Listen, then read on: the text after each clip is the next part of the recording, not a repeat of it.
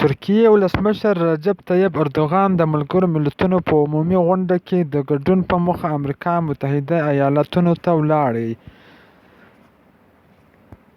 د ترکیې ولسمشر رجب طیب اردوغان د ملګرو ملتونو په عمومي غونډه کې د ګډون په موخه امریکا متحده ایالاتونو ته ولاړی. د ولسمشر اردوغان الوتکه د ترکیې په وخت د شپې په 12 بجو او 25 دقیقو د نیویارک جان اف کینیدي نړیوال هوایي ډګر ته ښکته شوه.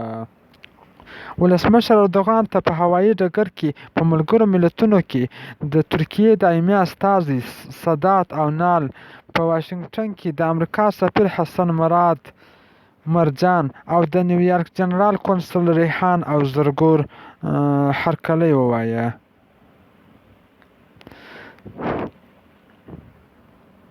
له هرکلي وروسته ولسمشر او ورسره مل پلاوي په نیویارک کې د ترکیې کور ته ولاړل او هلته به پاتې شي.